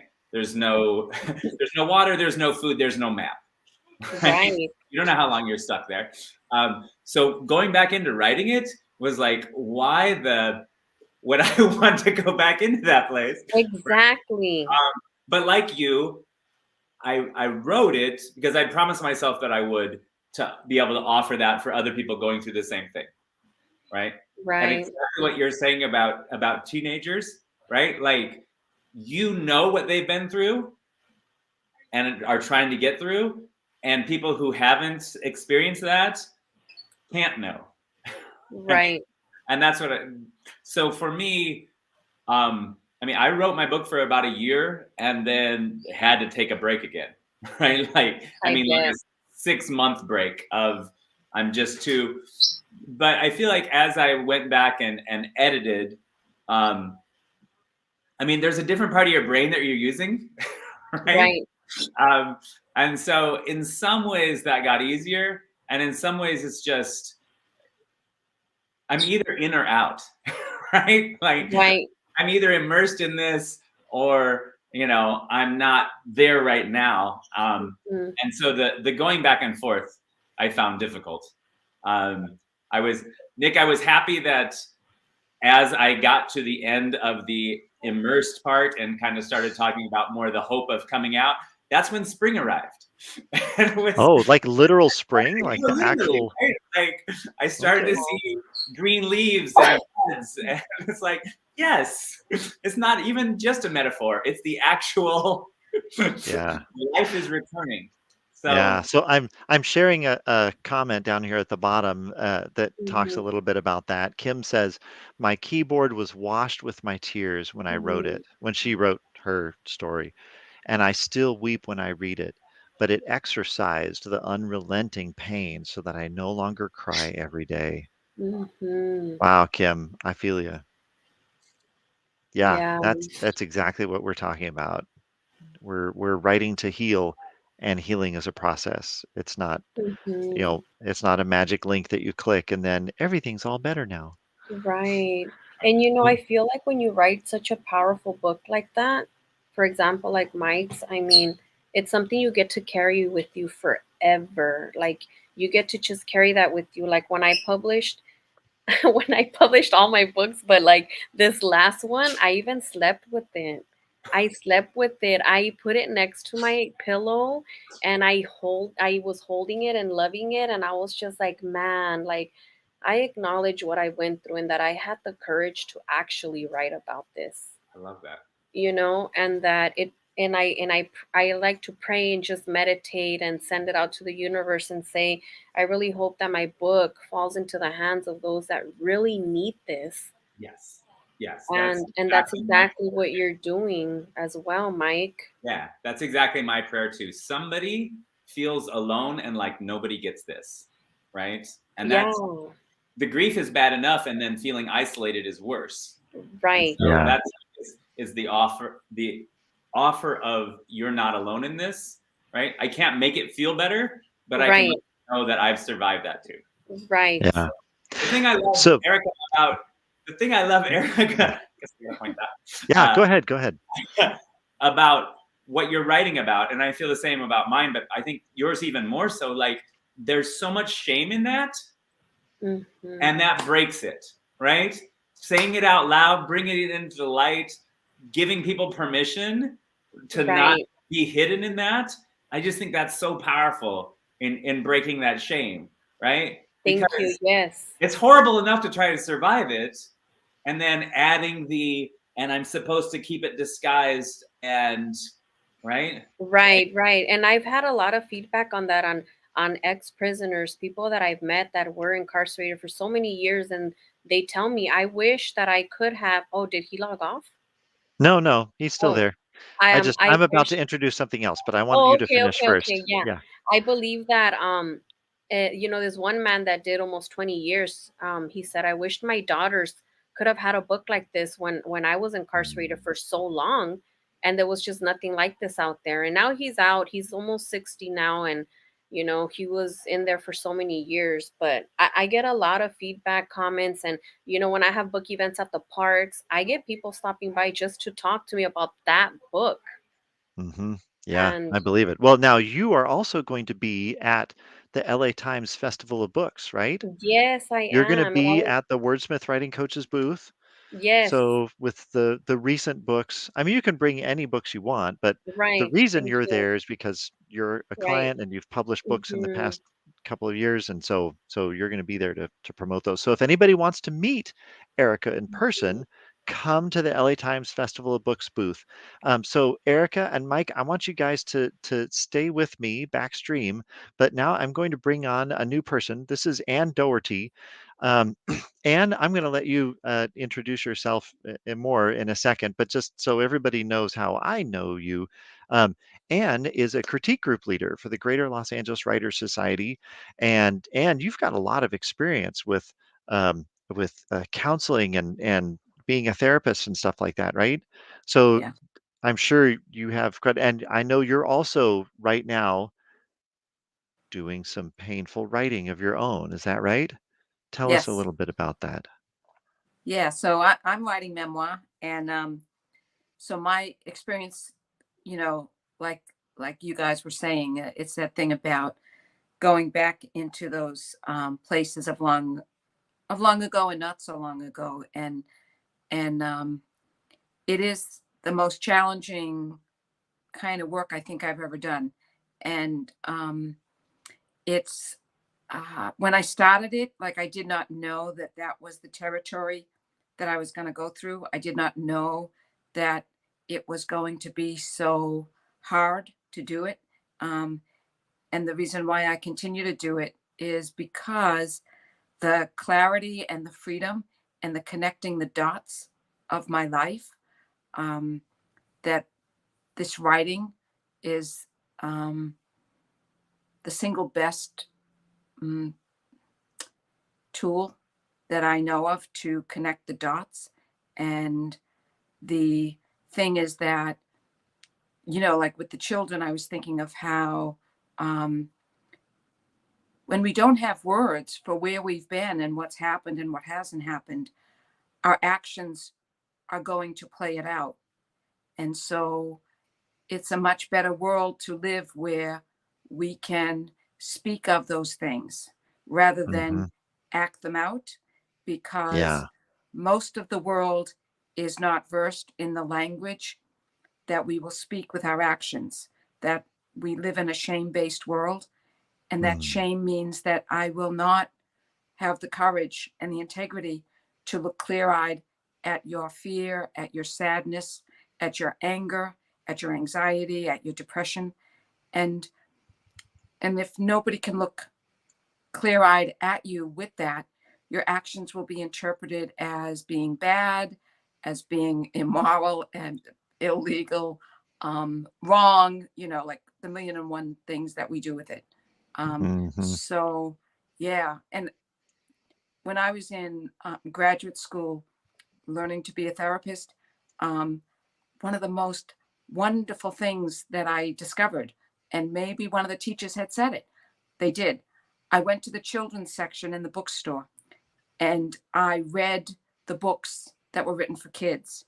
So I was 25 years old at the time and considered myself fairly sophisticated in some ways.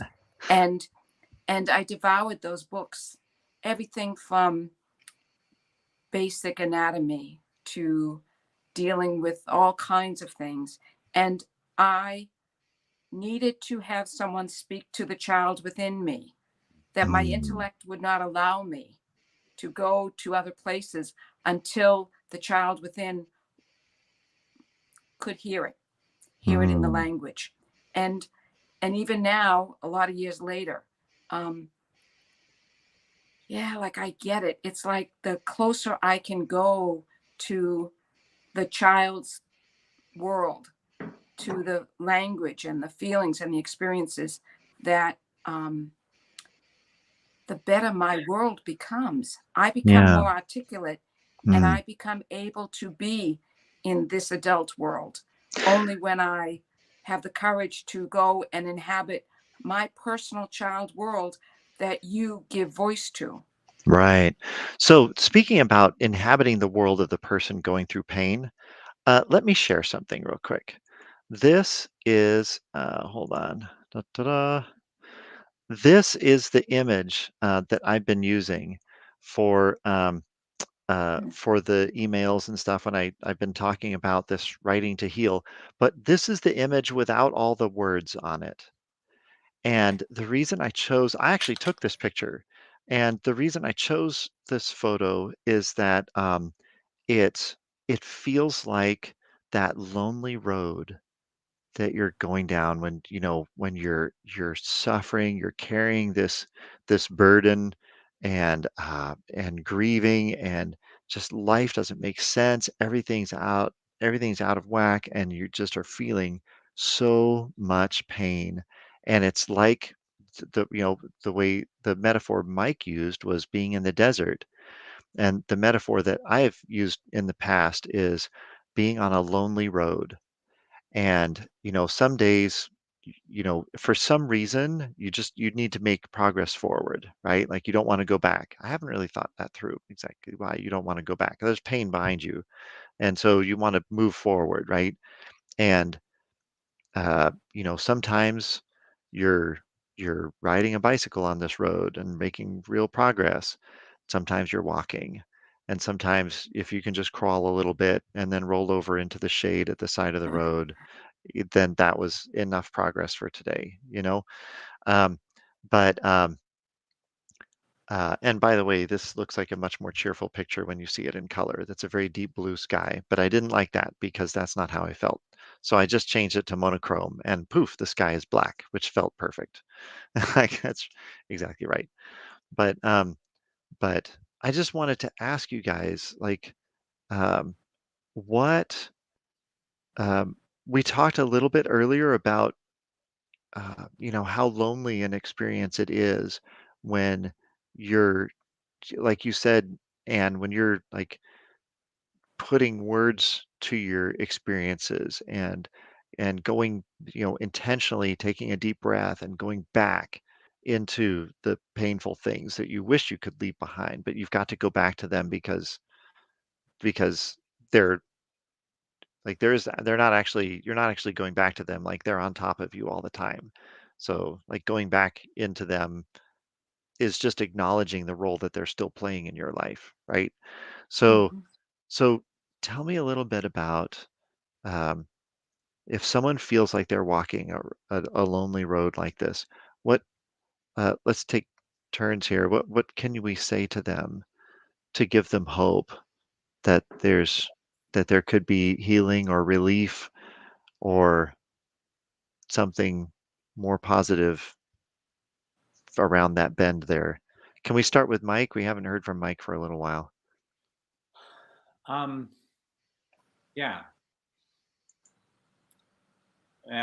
What I tell people is, um, I know this feels like it will kill you, and I know that right now you can't see anything other than this, and I can believe for you. Um, I, the worst thing to say to somebody who's grieving the death of a child is you just need to have faith. Um, and it, what I can express is I've survived this. I can believe that you will survive this, and I'm going to believe for you until you can believe again. Um, and like there's no Job's friends expectations of you need to fix this, right? Like being in the desert means your only job is survival. That's why I like the metaphor so much, because it's like anybody who's trying to give you other work, yeah, you just let them know you're just there to survive. That's it. And if they don't understand, they can go away. um, but that's what I offer, is to say I have lived through this. I am here with you in whatever way I can be. I know I can't take that pain from you, but I can try to carry it with you a little bit, and I can believe for you until you can have faith again. Mm, okay, thank you. I just dropped that into the comments. Oh, it cut my comment into two pieces because it was too long. Interesting. All right. We're way too long here. Erica, what about you? What would you say to someone on this lonely road, and you want to encourage them? Yeah, one of the things that I can say that I've heard a lot of people say, and I read these on comments. Well, I do have I took a class on grieving process, and so I was able to join some conferences where there was people that have lost somebody, so close to them. And the one thing I did hear a lot was, "You gotta let them go. You gotta let it go." And I was like, for me, I'm like, you don't have to do anything. You don't have to let it go. You don't have to let them go. Like it kind of like it relates to what Mike is saying is like sometimes I know people don't say it in a bad way, but it's those little comments that just kind of make it a little bit more dreadful, I feel like, like you have to do something a certain way and you really don't have to. I just think that allowing yourself to cope through it for as long as you need to, and not having to feel that you have to do something about it, is just it. And just being there for the person, hearing them out, and allowing them to express without judgment or advice. Sometimes that's all really people need. And I've had some Zoom events where I wanted to share this book that I published. It's a journal. It's a writing journal. It's called Heal Yourself, Forgive Yourself. And I like to recommend people that have gone through experiences like that to join group events, support systems. Even if you don't want to talk, even if you don't want to share, maybe it's not time, but just listening to other stories helps you also to be understanding, like to you feel a part of it, and you know that you're really not alone. And eventually, little by little, and I've noticed this through classes, through Zoom meetings, that it will get people talking. Eventually that quiet person's gonna start talking, and once they start talking and wanting to share, then that's where the healing starts for them. More healing. Yeah. Yeah. Just to agree with that. I just tell people healing takes as long as it takes. Right, and it can take, I mean, it could take forever, right? I mean, there's always something to heal Yeah, from. there's no timeline, there's no map. It takes as long as Right, it takes. And yours will be different than other people's, so don't feel like, "Oh, but somebody else." Doesn't matter. right, As long as it takes. right. And that's okay. Yeah. Yeah, that's excellent. Mm. Anne, what would you say to a person walking this lonely road? Um, that there are things that have died. There are parts of you that are dead, that will not come back. There are memories, experiences, dreams, hopes that will not be. They are gone. They went into the grave.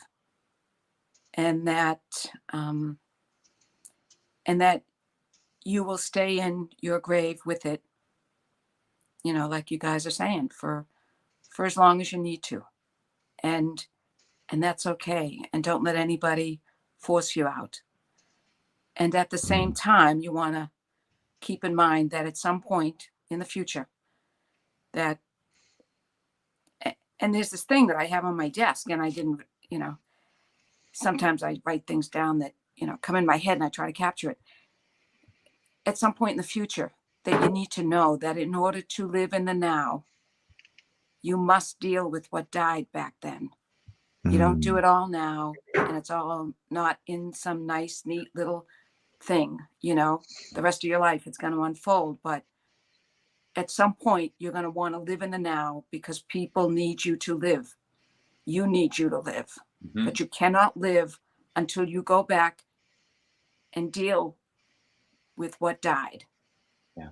And Yes. dealing with it means to put it into words, to let the feelings be fully there, and don't let Hmm. anybody or anything stop you, because the world is pretty damaged.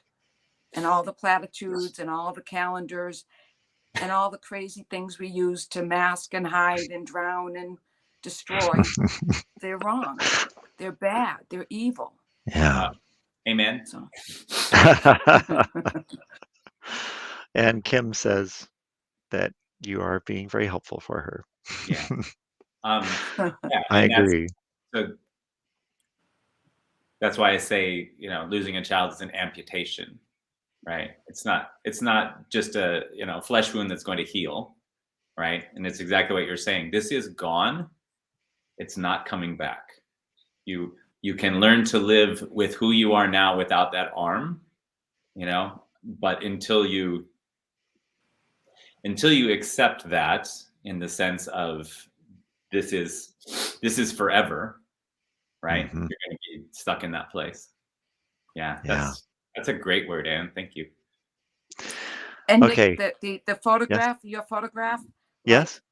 that, you know, it's that thing about, when you look at flowers and, gardens and all of that, like that garden thing it will never be the same. What was Hmm. planted and what was hoped for, that season is gone. And after the Hmm. fallow time of the winter, there must come a time when there are new things, or even if it's attempts at having the same stuff planted again, but it Hmm. will be new, and it must be. And the Yeah. And it photograph can't that ever you be the have, same. Yeah. Hmm. right? Yeah. And it should never be the same. Hmm. It should never be the same. It can't be the same. Life is Yeah. different. They're not Yeah. here. It never happened, or whatever. Yeah. Yeah. Yeah. So I have one last image that I want to share with you guys because we're out of time. But just a thought for those of you writers out there.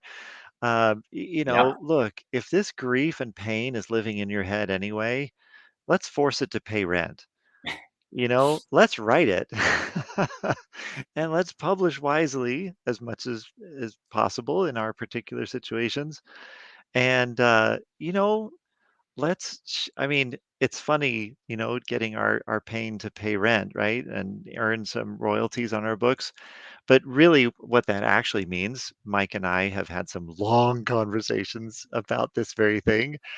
What Patrick Nathan is actually saying is, let's help other people with the hard work that our pain has forced us to do in ourselves and with it, because other people are going through pain as well. And other people, uh, you know, not everybody, like Mike said earlier, like we can't assume that we know how this person feels that we're talking to, but we know how this experience feels that we're going through.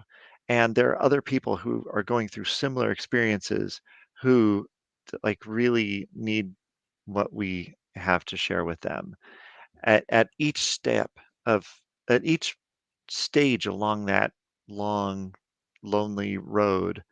In the beginning, when we're just standing up at an open mic and just screaming and sobbing into a microphone for 2 minutes, that can be very cathartic.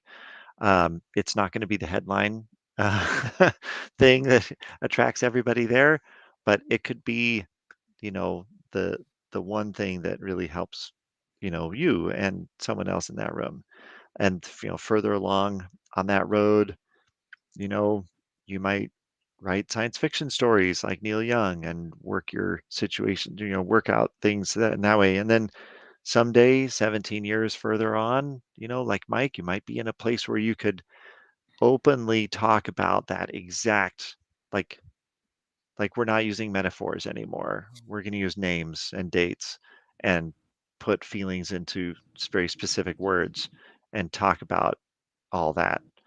And yeah, at each stage there, um, we can write our way through our pain, and we can write to endure and write to mature. And someday we have the hope that we can write to heal. So thanks everybody for joining us. Um, I'm going to turn that off. Thanks everybody for joining us. And thank you for being willing to be promoted from the audience and share a little bit with us. I wasn't going to promote everybody. To those of you who, sent me very nice emails and said, me, sorry, I promoted Anne instead. Sorry. But join us next time. Because Neil Young and Beth Kilpatrick and Madeline Sharples all said, yes, yes, we want to come. We just can't come today. So we are going to reprise this. So stay tuned. Uh, but thanks you so much, Erica, for joining us today. And Mike, thank you as always. I really appreciate you guys and everybody who is watching us live, and especially people who are brave enough to comment. I really appreciate you guys. And I do hope that you will tell your stories well and publish wisely. Bye, everybody. Thanks, Nick. Take care, everyone. Thank you, you guys. Thank you. Yay. Bye. Bye.